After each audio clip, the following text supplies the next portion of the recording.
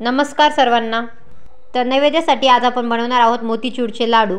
त्यासाठी आपल्याला पाहिजे आहे इकडे डाळीचं पीठ मी 1 वाटी घेतलेलं आहे आणि आता हे पीठ आपल्याला व्यवस्थित चाळून घ्यायचं आहे चाळणीने।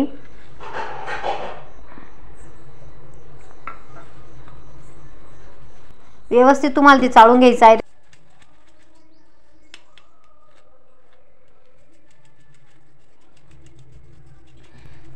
त्यानंतर यामध्ये आपल्याला थोडं पाणी मिक्स करायचं आहे। पाणी तुम्हाला थोडं टाकायचं आहे जेणेकरून कन्सिस्टन्सी जी आहे ती व्यवस्थित आणि प्रॉपर झाली पाहिजे। खूप जास्त पातळ पण नको आणि खूप जास्त घट्ट पण नको। त्यामुळे तुम्ही हळूहळू थोडं पाणी टाकूनच हे पीठ इकडे मिक्स करून घ्या।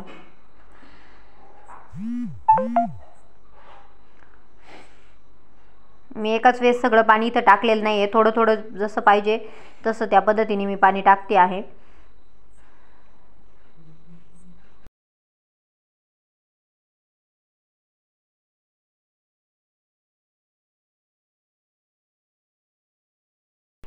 तर इकडे तुम्ही बघू शकता, मी तुम्हाला कन्सिस्टन्सी दाखवते तुम्हाला कशी ठेवायची आहे। यापेक्षा पण थोडं पातळ तुम्हाला करायचं आहे, खूप जास्त घट्ट पण आपल्याला नकोय।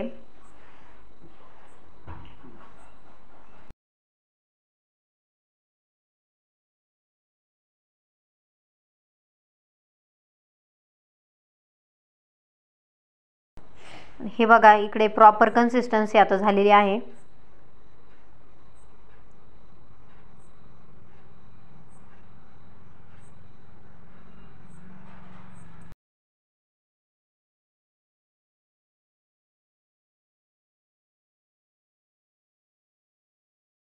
तुमच्याकडे जर बुंदी करण्यासाठी अशी प्लास्टिक पिशवी असेल तर तुम्ही त्यामध्येही ते जे बॅटर आपण बनवलेलं आहे ते टाकून घेऊ शकता अशा प्रकारे। आणि याला पुढच्या साईडने थोडंसं तुम्हाला कट करून घ्यायचं आहे। कट करताना एकदम थोडंसं कट करायचं आहे, खूप जास्त पण कट करायचं नाही आहे। आणि गॅस आता तापलेला आहे तेल, तर त्यामध्ये तुम्हाला हे फक्त थोडं पुश करायचं आहे, लगेच ते अशा प्रकारे इथे बुंदी तयार होते। इकडे ही बुंदी तुम्हाला कमी आचेवरच तळायची आहे। गॅसची फ्लेम मी पूर्णपणे कमी ठेवलेली आहे।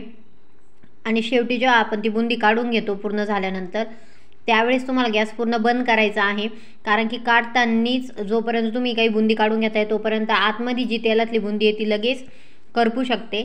त्यामुळे गॅस बंद करून द्यायचा आहे।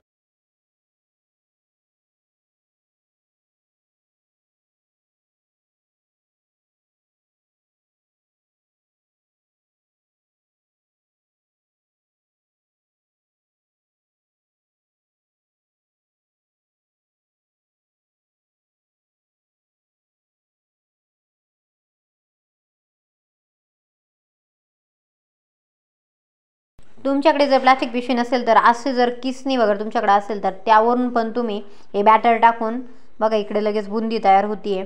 तर असं पण तुम्ही करू शकता।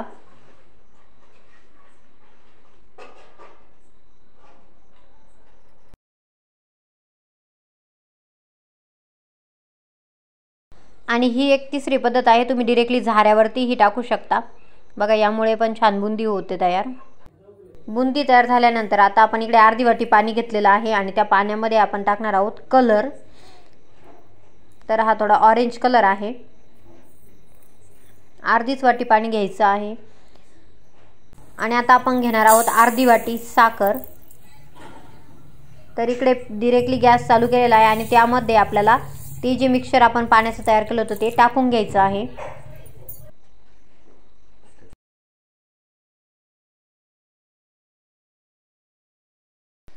तर इकडे हा एकतारी पाक तयार झालेला आहे, तुम्ही बघू शकता।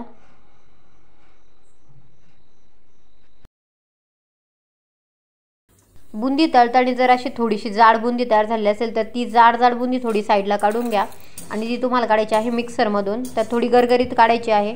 हे बघा अशा प्रकारे, खूप जास्त बारीक तुम्हाला करायची नाहीये। आता पाकामध्ये आपण ही बुंदी सर्व टाकून घेणार आहोत आणि त्याला प्रॉपरली मिक्स करायचं आहे।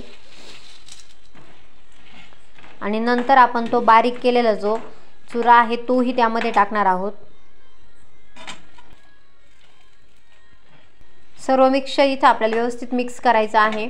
आणि गॅसची फ्लेम बघा कमी ठेवलेली आहे पूर्ण।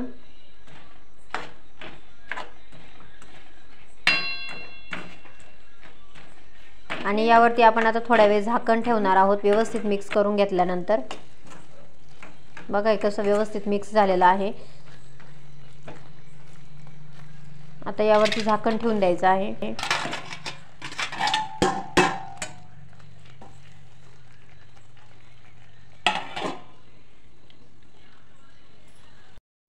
तर इकडे बघा हे किती व्यवस्थित झालेलं आहे, गार झाल्यानंतर एकदम व्यवस्थित होतं। आता तुम्हाला हे थोडंसं खूप जास्त गार पण होऊन नाही द्यायचं आहे, कारण की पाक लगेच कडक होईल, त्यामुळे आपल्याला इथेच लाडू बांधायला घ्यायचे याचे। इकडे मी यामध्ये काजू बदाम जे आहे ड्रायफ्रूट्स ते टाकून घेतलेले आहे, तुम्हाला पाहिजे ते तुम्ही टाकू शकता। आणि आता इथे लगेच लाडू बांधायला सुरुवात केलेली आहे।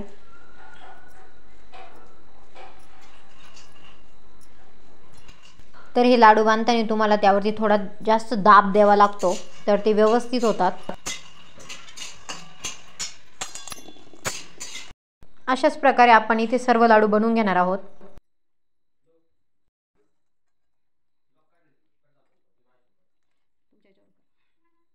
तर हे बघा हे मोतीचूरचे लाडू किती छान दिसत आहे, खूप चविष्ट असे मोतीचूरचे लाडू झालेले आहेत। तर अशाच प्रकारे तुम्ही असे मोतीचूरचे लाडू बनवून बघा आणि प्रसादासाठी श्रीरामांना हे तुम्ही ठेवू शकता। जर रेसिपी आवडली असेल तर व्हिडिओला लाईक करा, शेअर करा आणि चॅनलला सबस्क्राईब करायला विसरू नका। भेटूया पुन्हा एका नवीन व्हिडिओसोबत, तोपर्यंत धन्यवाद।